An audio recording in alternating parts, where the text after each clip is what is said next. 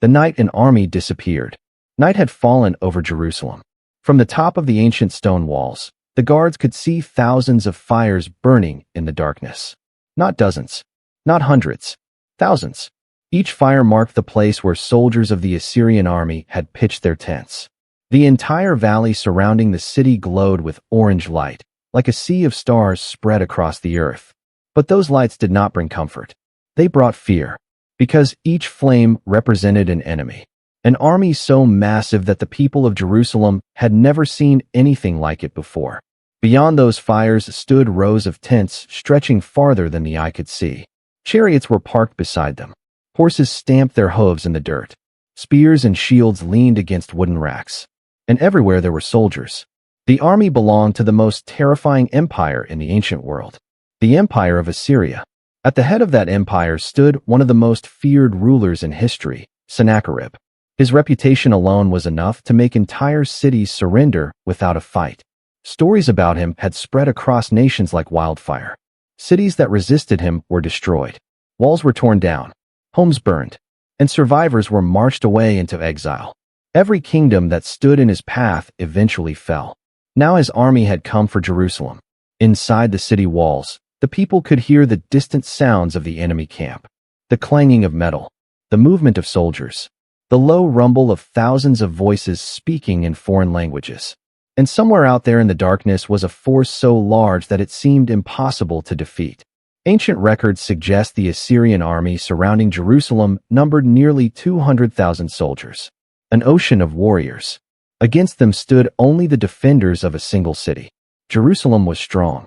Its walls were thick and tall. But walls alone could not stop an army forever. Food supplies would run out. Water could be cut off.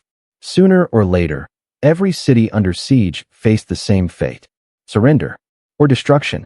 Standing inside those walls was the king of Jerusalem, Hezekiah. He had watched the Assyrian Empire grow stronger year after year. He had heard the stories of cities that tried to resist. He knew exactly what kind of enemy now stood outside his gates. And the situation looked hopeless. City after city across the land of Judah had already fallen to the Assyrians. Fortified towns that once seemed impossible to conquer had been reduced to rubble. Their people carried away as prisoners. Their defenses shattered. Jerusalem was the last major city still standing. The final obstacle between Assyria and total victory. Which meant one thing: soon the Assyrians would attack. And if history was any guide, Jerusalem would fall like all the others. On the walls, the guards continued to watch the valley below. The enemy camp stretched across the land like a dark ocean. Torches flickered. Shadows moved between the tents. Somewhere soldiers laughed. Others sharpened their swords. Tomorrow they expected to attack. Tomorrow they expected another victory. After all, Assyria had never lost. But something strange was happening inside Jerusalem that night. Instead of preparing for a desperate final battle, something else was happening. The king had done something unusual. Instead of sending messengers to negotiate surrender, instead of planning a military strategy, he had gone to pray. Deep inside the city stood the temple, a place where the people believed heaven listened. And there, in the quiet of that sacred place, King Hezekiah had laid a message before God, a message sent by the Assyrian king himself. It was not a message of peace. It was a letter filled with mockery. The Assyrian king had laughed at Jerusalem's hope. He had mocked their faith. And he had made one thing very clear: no God had ever saved any nation from the power of Assyria. Not one. But that night, something happened that no one in the Assyrian camp could possibly imagine. Something no soldier saw coming. Something that would shock the ancient world. Because before the next sunrise, the most powerful army on earth would face something stronger than swords, stronger than walls, stronger than empires. And when morning came, the valley outside Jerusalem would be silent. No marching soldiers, no battle cries, no army preparing for war. Because the army that surrounded Jerusalem that night would not be there anymore. By the time the sun rose, an entire army would be gone, and history would remember it as the night an army disappeared. Long before the siege of Jerusalem, a shadow had begun spreading across the ancient world.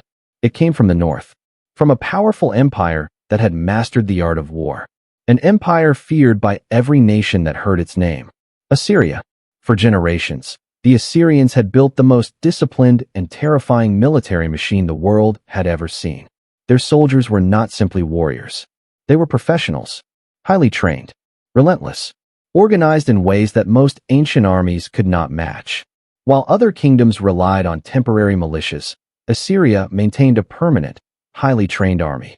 They perfected siege warfare. They developed advanced weapons. They built massive battering rams to smash city gates, siege towers that allowed soldiers to climb over walls, and engineers who could tear down the defenses of even the strongest cities. But Assyria did not rely only on strength. They also used fear. Whenever the Assyrians conquered a city, they made sure the entire world heard about it. Stories spread across nations about what happened to cities that resisted. Walls destroyed, leaders executed, populations marched away into exile, entire communities uprooted and scattered across distant lands. It was a brutal strategy, but it worked. Because once people heard what Assyria could do, many cities surrendered without a fight. And year after year, the empire grew larger. Kingdom after kingdom fell. One of the rulers who expanded this empire further than ever before was the powerful King Sennacherib. Sennacherib inherited one of the strongest empires in history, but he was not satisfied with maintaining it. He wanted to expand it. He wanted to remind every nation that Assyria ruled the world. And so he launched military campaigns across the lands of the ancient Near East. His armies marched through mountains, across rivers, over deserts. Wherever they went, they left behind conquered territories. One of the regions that soon felt the pressure of Assyria's growing power was a small kingdom called Judah. Judah was not large. It did not have the military strength of great empires. Its capital city, Jerusalem, stood on a hill surrounded by thick walls. But compared to the mighty forces of Assyria, it was still just a small kingdom. At that time, Judah was ruled by a king named Hezekiah. Hezekiah was not like many kings before him. He had inherited a nation that had drifted away from its spiritual traditions. Temples had been neglected. Foreign influences had entered the land. But Hezekiah wanted something different. Early in his reign, he began reforms across the kingdom. He restored the temple in Jerusalem. He encouraged the people to return to their faith. He removed many of the foreign religious practices that had spread through the land. In many ways, he tried to strengthen Judah not just politically, but spiritually. But the timing of his reign placed him in a dangerous moment in history.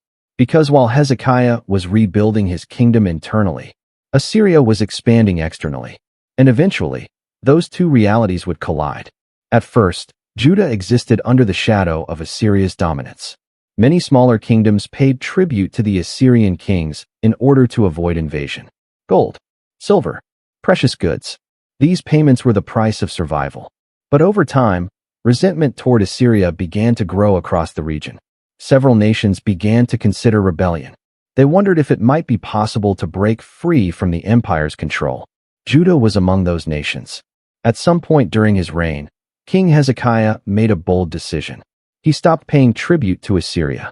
It was a declaration of independence, but it was also incredibly dangerous, because rebellion against Assyria rarely ended well. And the Assyrian king noticed. When Sennacherib heard that Judah had refused to submit to his authority, he responded exactly as people expected. He prepared for war. The Assyrian army began marching toward Judah, and the results were devastating. City after city in the region fell before the Assyrian war machine. The Bible records that 46 fortified cities of Judah were captured during the campaign. 46. These were not small villages. They were strong defensive cities, each with walls, each with soldiers, each built to withstand attacks. But none of them could stop the Assyrians. The army of Sennacherib crushed them one by one. Cities were burned, defenses destroyed, thousands of people taken captive. The message was clear. Resistance was useless. Eventually, only one major city in Judah remained unconquered: Jerusalem, the capital, the heart of the kingdom. And soon the Assyrian army began moving toward it. Imagine what the people of Jerusalem must have felt during those days. Refugees from other cities were arriving with terrible stories.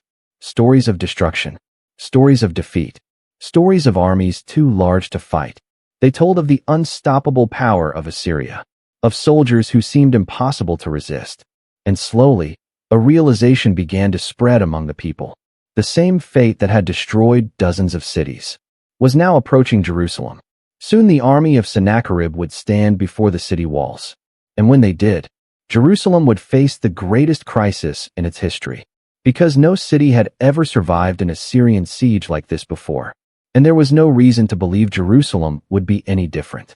The most powerful army on earth was coming, and the fate of the city hung in the balance. Long before the siege of Jerusalem, a shadow had begun spreading across the ancient world. It came from the north, from a powerful empire that had mastered the art of war, an empire feared by every nation that heard its name, Assyria. For generations, the Assyrians had built the most disciplined and terrifying military machine the world had ever seen. Their soldiers were not simply warriors. They were professionals, highly trained, relentless, organized in ways that most ancient armies could not match. While other kingdoms relied on temporary militias, Assyria maintained a permanent, highly trained army. They perfected siege warfare. They developed advanced weapons. They built massive battering rams to smash city gates, siege towers that allowed soldiers to climb over walls, and engineers who could tear down the defenses of even the strongest cities. But Assyria did not rely only on strength. They also used fear. Whenever the Assyrians conquered a city, they made sure the entire world heard about it. Stories spread across nations about what happened to cities that resisted. Walls destroyed, leaders executed, populations marched away into exile, entire communities uprooted and scattered across distant lands. It was a brutal strategy, but it worked, because once people heard what Assyria could do, many cities surrendered without a fight. And year after year, the empire grew larger. Kingdom after kingdom fell. One of the rulers who expanded this empire further than ever before was the powerful King Sennacherib. Sennacherib inherited one of the strongest empires in history, but he was not satisfied with maintaining it. He wanted to expand it. He wanted to remind every nation that Assyria ruled the world. And so he launched military campaigns across the lands of the ancient Near East. His armies marched through mountains, across rivers, over deserts. Wherever they went, they left behind conquered territories. One of the regions that soon felt the pressure of Assyria's growing power was a small kingdom called Judah. Judah was not large. It did not have the military strength of great empires. Its capital city, Jerusalem, stood on a hill surrounded by thick walls. But compared to the mighty forces of Assyria, it was still just a small kingdom. At that time, Judah was ruled by a king named Hezekiah. Hezekiah was not like many kings before him. He had inherited a nation that had drifted away from its spiritual traditions. Temples had been neglected. Foreign influences had entered the land. But Hezekiah wanted something different. Early in his reign, he began reforms across the kingdom.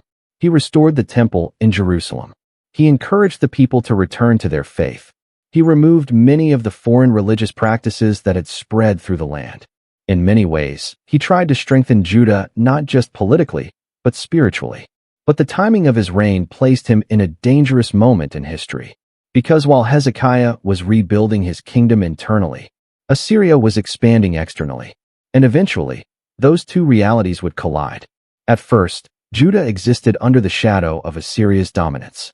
Many smaller kingdoms paid tribute to the Assyrian kings in order to avoid invasion. Gold, silver, precious goods. These payments were the price of survival. But over time, resentment toward Assyria began to grow across the region. Several nations began to consider rebellion. They wondered if it might be possible to break free from the empire's control. Judah was among those nations. At some point during his reign, King Hezekiah made a bold decision. He stopped paying tribute to Assyria. It was a declaration of independence, but it was also incredibly dangerous, because rebellion against Assyria rarely ended well. And the Assyrian king noticed. When Sennacherib heard that Judah had refused to submit to his authority, he responded exactly as people expected. He prepared for war. The Assyrian army began marching toward Judah, and the results were devastating. City after city in the region fell before the Assyrian war machine. The Bible records that 46 fortified cities of Judah were captured during the campaign. 46. These were not small villages. They were strong defensive cities, each with walls, each with soldiers, each built to withstand attacks. But none of them could stop the Assyrians. The army of Sennacherib crushed them one by one. Cities were burned, defenses destroyed, thousands of people taken captive. The message was clear. Resistance was useless.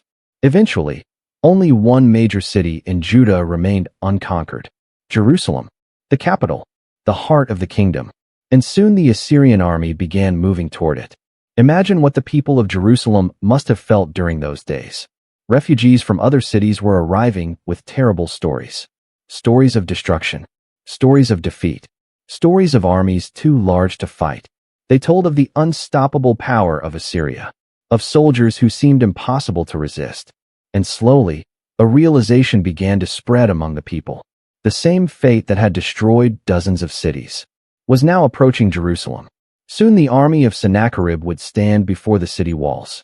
And when they did, Jerusalem would face the greatest crisis in its history, because no city had ever survived an Assyrian siege like this before.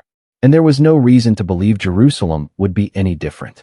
The most powerful army on earth was coming, and the fate of the city hung in the balance. The words of the Assyrian commander echoed in the minds of the people long after he finished speaking. The valley outside Jerusalem slowly grew quiet again. But inside the city walls, the atmosphere had completely changed.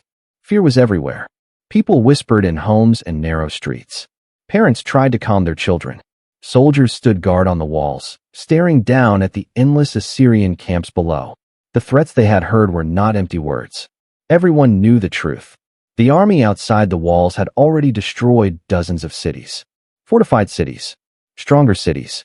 Cities that once believed they could survive. Now they were gone. And the people of Jerusalem wondered if they would be next. When the Assyrian delegation finally left the walls, they returned to report to their king, Sennacherib. At that moment, Sennacherib had temporarily moved his forces to deal with another military situation nearby. But Jerusalem remained his target. He was not finished with the city. Not even close. Meanwhile, inside Jerusalem, the situation had reached a breaking point. When King Hezekiah heard the report of what had been said outside the walls, his reaction revealed how serious the crisis had become. The Bible describes his response with a powerful image. He tore his clothes. In ancient times, this was a sign of deep grief and distress. Then he put on sackcloth, a rough garment worn during mourning or repentance. And instead of running to his palace for protection, he went to the temple. The king of Judah walked into the house of God because he knew something important. This crisis was bigger than military strategy. It was bigger than politics. Jerusalem was facing an enemy far stronger than itself. If the city was going to survive, it would require help beyond human power. But Hezekiah did not only pray. He also sent a message to a man known throughout Judah as a prophet of God. That man was Isaiah. Isaiah had been speaking to the nation for years. Sometimes his messages warned about danger. Sometimes they called people to change their ways. But now, in this moment of national crisis, the king needed guidance. Hezekiah's messengers arrived at Isaiah's house dressed in sackcloth, just like the king.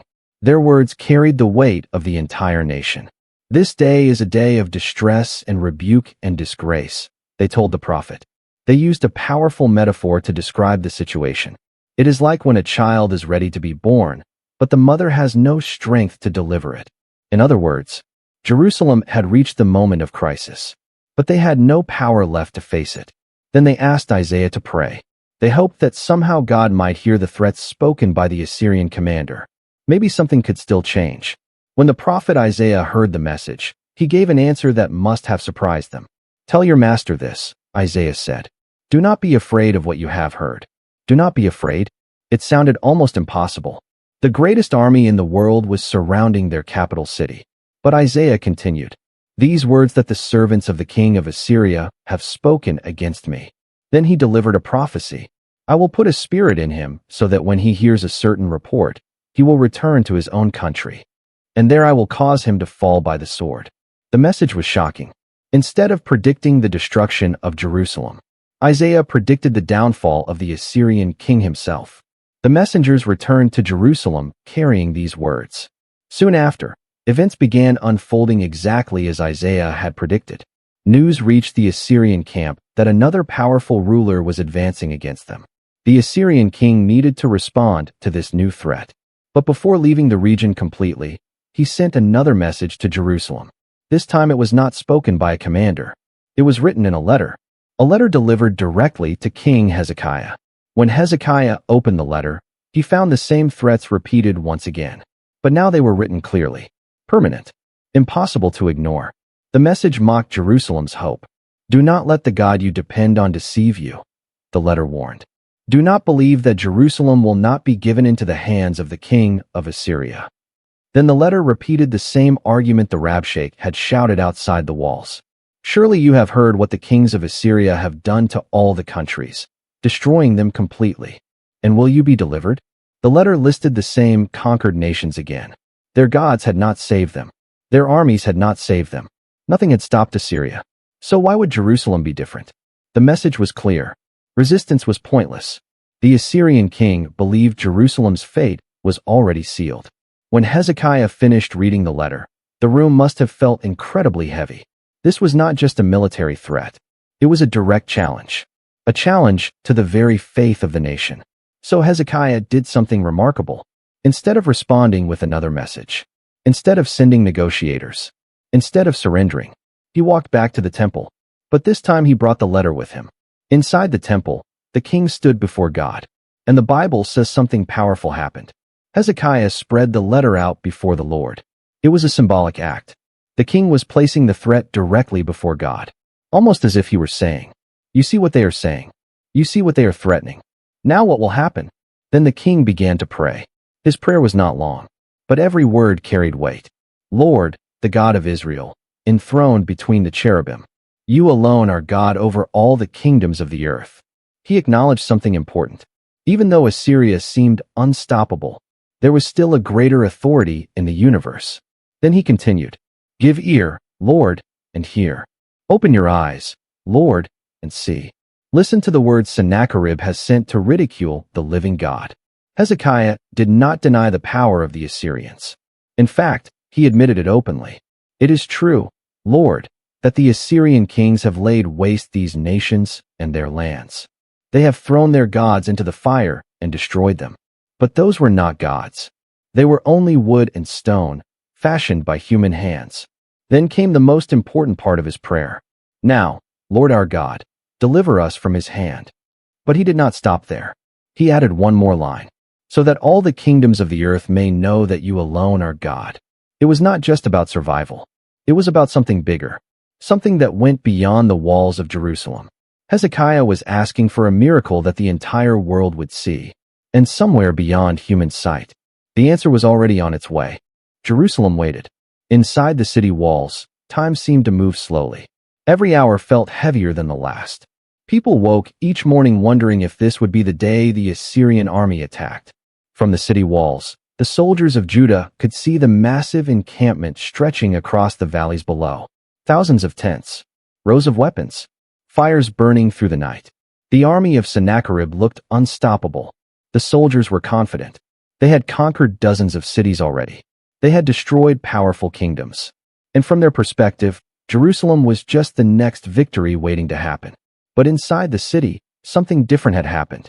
After King Hezekiah spread the threatening letter before God and prayed, the prophet Isaiah received a message. And that message would soon change everything. Isaiah sent word back to the king. The answer to Hezekiah's prayer had come. But it was not what anyone expected. Instead of telling Jerusalem to prepare for battle, instead of giving military instructions, the message was a prophecy directed straight at the Assyrian king himself. Through Isaiah, God spoke words of defiance against the greatest empire in the world. "The virgin daughter of Zion despises you and mocks you. The daughter of Jerusalem tosses her head as you flee." It was a stunning statement. The city that appeared helpless was now described as mocking the conqueror. But the prophecy continued. "Who is it you have ridiculed and blasphemed? Against whom have you raised your voice and lifted your eyes in pride? Against the Holy One of Israel." The message pointed to the deeper issue behind the conflict. This was no longer just about war between nations. The king of Assyria had gone further. He had mocked the God of Jerusalem. He had declared that no God could stop him. Through his messengers, he had claimed victory over every nation's deity. But now the prophecy revealed something important. The Assyrian king had misunderstood his victories. Through Isaiah, God said something unexpected. "Have you not heard? Long ago I ordained it. In days of old I planned it. What you have accomplished, I now bring to pass." In other words, Assyria's victories had not happened simply because of its own strength. History had unfolded according to a greater plan. the rise of empires, the fall of cities. All of it had occurred within a much larger story. But the Assyrian king had mistaken power for ultimate authority. He believed he controlled history. He believed he could conquer endlessly. And now his pride had crossed a line. The prophecy continued. But I know where you are, and when you come and go, and how you rage against me. Because you rage against me, and your arrogance has reached my ears. Then came a dramatic image. I will put my hook in your nose, and my bit in your mouth, and I will make you return by the way you came. The message was clear. The king who believed he controlled the world would soon be forced to retreat, not by military defeat, not by negotiation, but by a power he could not see. Isaiah also delivered another message directly for King Hezekiah. Jerusalem would not fall. The Assyrian army would not conquer the city. They will not enter this city, the prophecy said.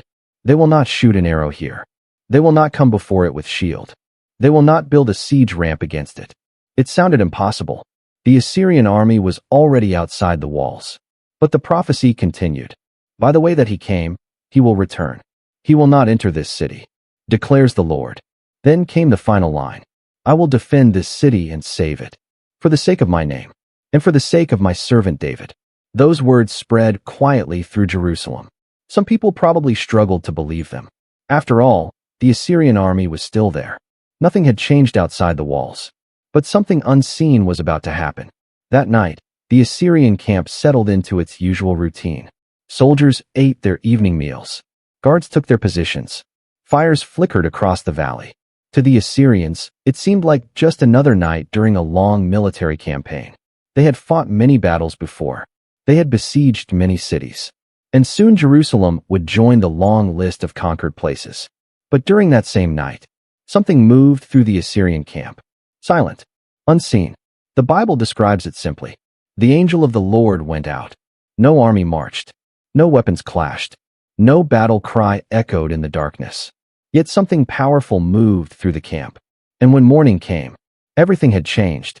As the first light of dawn touched the valley, people inside Jerusalem began looking down from the city walls. At first, the Assyrian camp looked the same.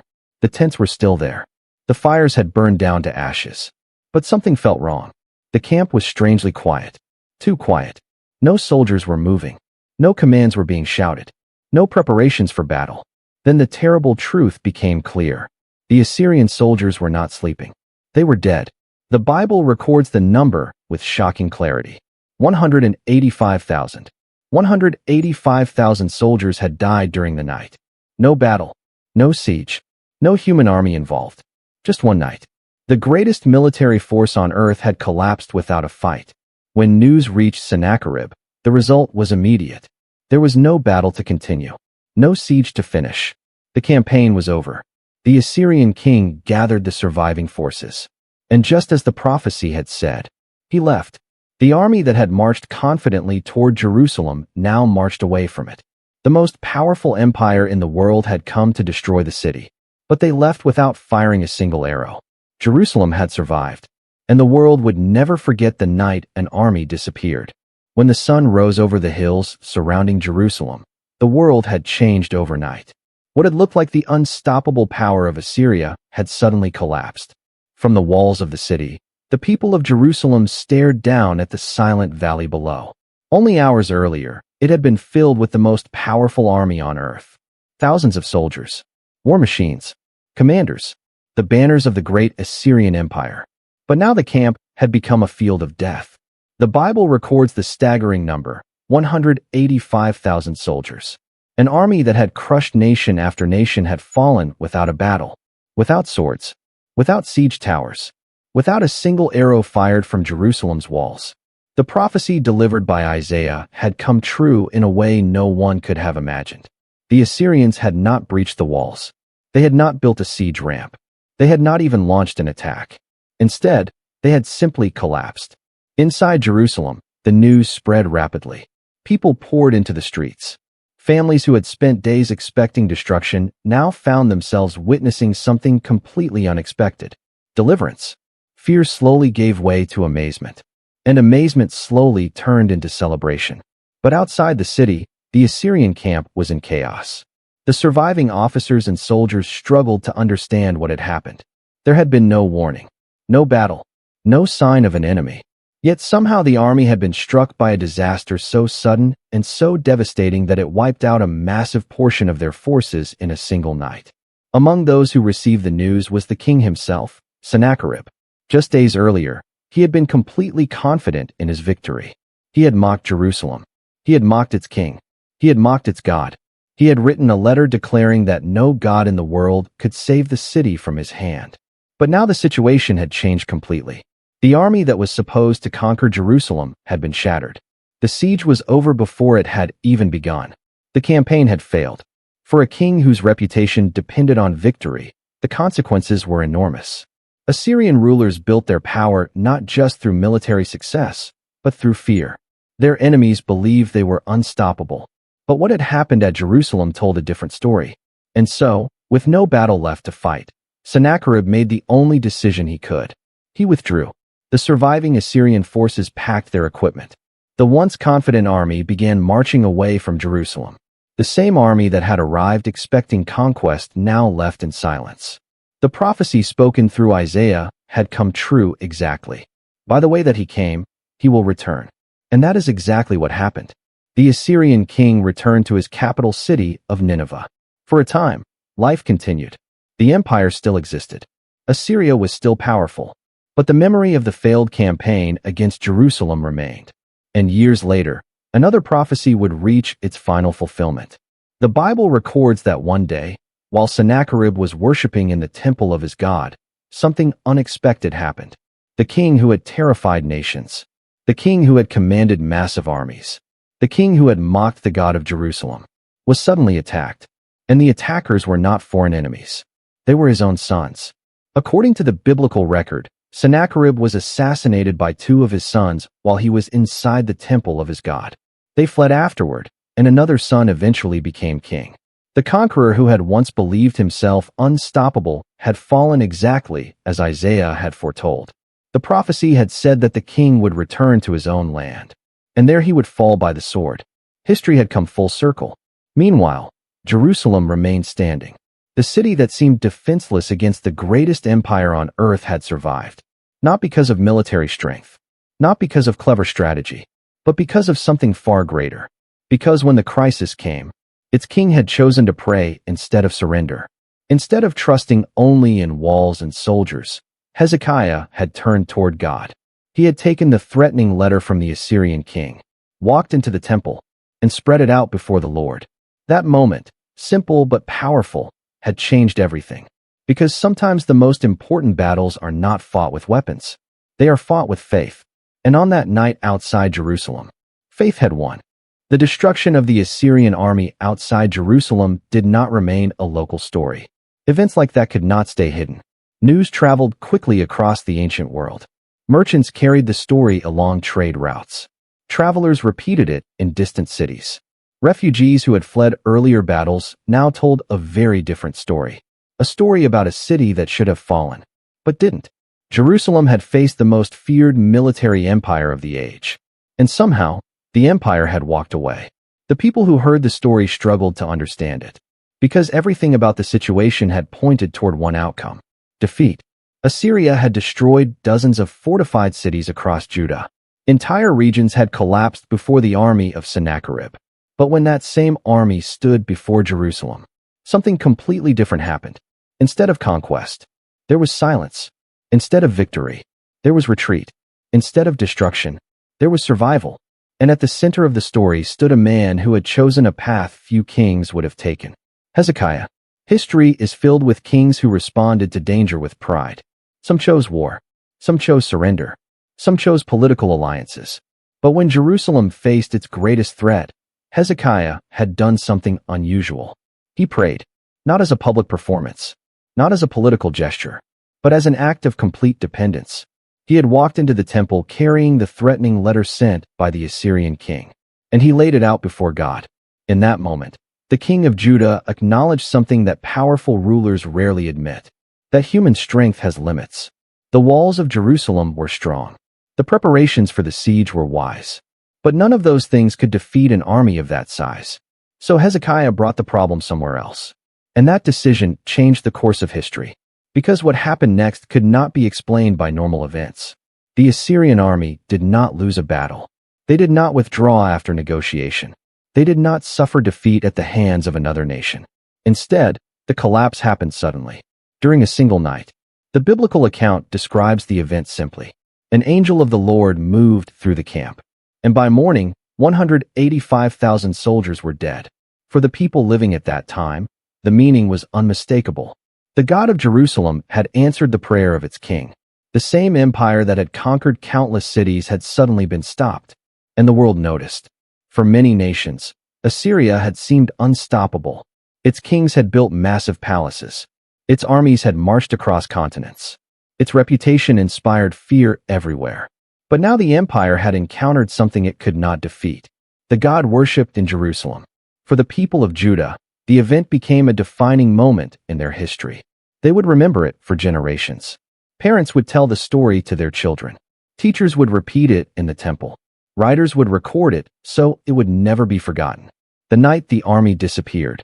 But the story carried a deeper meaning beyond the miracle itself. Because the true turning point of the story did not happen during the night. It happened earlier. It happened in the temple.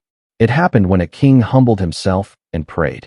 When Hezekiah spread the letter of his enemy before God and said, "Now, Lord our God, deliver us from his hand, so that all the kingdoms of the earth may know that you alone are God." Hezekiah's prayer revealed something powerful. His goal was not simply survival.